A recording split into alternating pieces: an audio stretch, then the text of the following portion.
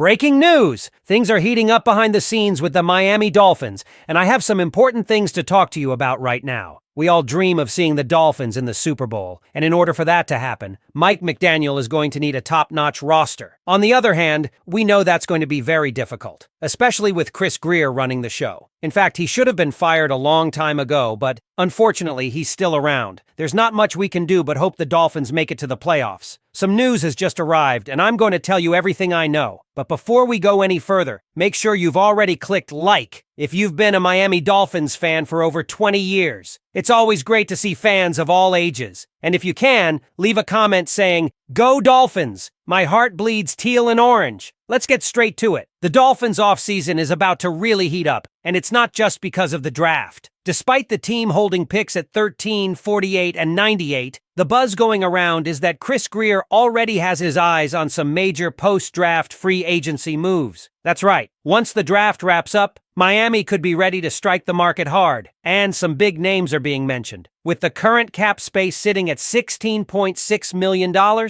which could shift depending on trades involving players like Tyreek Hill, or most notably Jalen Ramsey, the team is in a strategic spot. If Grier wants to create even more space, the most likely route would be to trade Ramsey after June 1st. That would free up around $5 million money that could be crucial in bringing in veteran talent at key positions. Speaking of holes, let's not sugarcoat it. The biggest gaps right now are on the defensive line, cornerback, left guard, and safety. These aren't minor issues. Take the D-line, for instance. It only has Zach Sealer and Benito Jones listed on the depth chart. And the cornerback group, with Ramsey likely out, the team would be relying on a mix of rookies and unproven players like Cam Smith and Kader Kohou. That's a dangerous gamble for a team with championship aspirations. This is where the chess game begins. Grier loves heading into the draft without locking down too many positions, aiming to go BPA best player available, but we all know that plan has its limits. Last year, he tried something similar, signing Odell Beckham Jr., Marcus May, Calais Campbell, and Emmanuel Ogbah after the draft. Did it work? Not really. So now the margin for error is razor thin. So who are the ideal targets? At cornerback, names like Asante Samuel Jr.,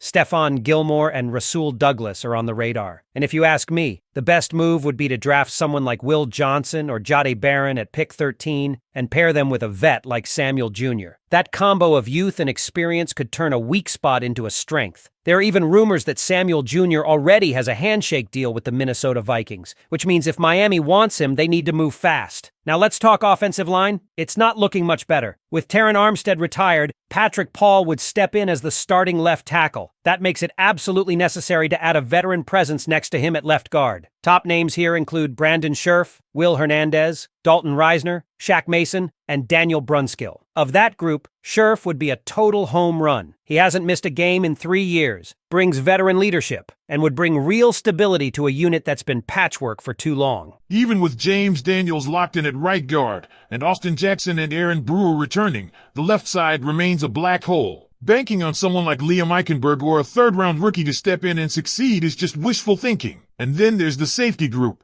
Grier showed some confidence in Ifeatu Melifonwu, Ashton Davis, Elijah Campbell, and Patrick McMorris. But let's be real, this group lacks elite talent. Free agents like Julian Blackmon, Marcus Williams, Jordan Whitehead, and Justin Simmons are still on the board. Blackmon, in particular, would be a solid addition. He's a smart coverage safety, has the experience, and would immediately boost the unit. If the plan is to go far, can you really trust a group of guys who haven't proven anything yet? So now I turn to you, Dolphins fans. With all these options on the table, what move would you make right after the draft? Would you go all in on a veteran cornerback? Or should the priority be locking down an experienced left guard to protect Tua? Is this safety group even trustworthy? Drop your thoughts in the comments. What would you do if you were in Mike McDaniel's shoes right now? Go Dolphins! We can make it to the Super Bowl. The draft is around the corner, but the real drama might just be what happens after it ends. And trust me, we're not done yet. If you thought Miami's offseason was already intense, just wait until you see what's coming. As we dive into part 2 of this exclusive breakdown, it's time to turn up the heat and really get into the big decisions that could define whether the Dolphins finally make a legitimate Super Bowl run or fall short yet again. This next stretch, it could be franchise-altering. Let's start with the cold hard truth.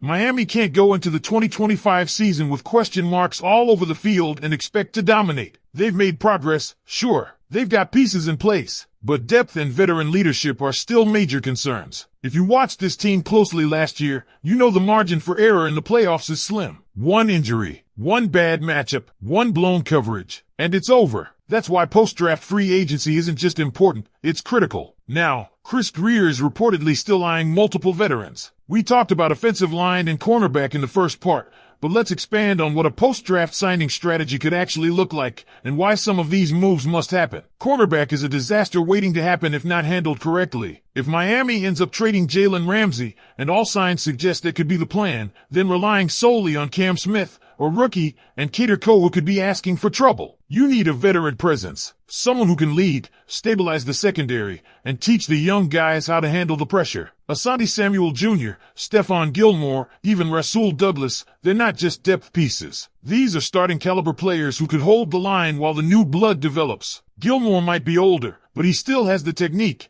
and with Miami's aggressive man coverage scheme, that's gold. And again, don't underestimate the timing. Signing a veteran after the draft lets you use your draft capital freely. You don't have to reach. You can go BPA at picks 13 and 48, and then come back and plug holes with experienced guys on short-term, low-cost deals. This is the chess game Grier loves to play. But if he messes this up, it's checkmate on the season. Now let's flip it, offensive line. The front office has already shown faith in Patrick Paul as a long-term tackle, but faith without protection is foolish. That left side needs a bodyguard, and Brandon Scherff is that guy. If they don't land Scherff, Will Hernandez or Dalton Reisner are still solid options. But here's what's crucial. Whoever they sign needs to be ready to start week 1. This isn't about developmental prospects. This is about keeping Tua Tagovailoa upright and healthy, because if he goes down again, it's over. Speaking of Tua, he's on the final year of his deal, and the Dolphins haven't committed to a long-term extension yet. What does that mean? Every move they make right now matters more than ever. They're in prove-it mode. Not just Tua, but Grier, McDaniel, everyone. The pressure is enormous, and if they fail to add protection or a playmaker or leave a soft spot on defense, it's going to be exposed under the playoff spotlight. Which brings us to one more key point, the locker room. You can't underestimate how important veterans are to building a culture. You lose Ramsey? You better bring in a guy who can keep the DB room together. You ask Paul to start at left tackle? Then you need a Scherff-level presence to mentor him. This team has talent, no doubt. But the leadership, the locker room glue, that comes from guys who've been through wars, and Miami's going to need a few more of those guys if they want to hang with the heavyweights come January. Finally, let's talk safety one more time. Julian Blackmon is still on the table. The Dolphins' current unit has some young promise, but no one proven. If Miami walks away from the draft without addressing safety with a top 100 pick, they have to call Blackmon. Look, this team is close, but close isn't enough. They need to be complete, and that means Grier, like it or not, has to get these next few weeks right. It's not about potential anymore. It's about production. So Dolphins fans, now's the time. What do you want to see happen after the draft? Who's your dream free agent signing? Are you all in on Brandon Scherff? Do you trust the rookie corners? Or is it time to go all in on experience and leadership? Drop your comments below. And if you're still watching, hit that like button, subscribe, and check out the videos on your screen right now for more exclusive Miami Dolphins content. We're breaking it all down, all offseason long. Go Dolphins!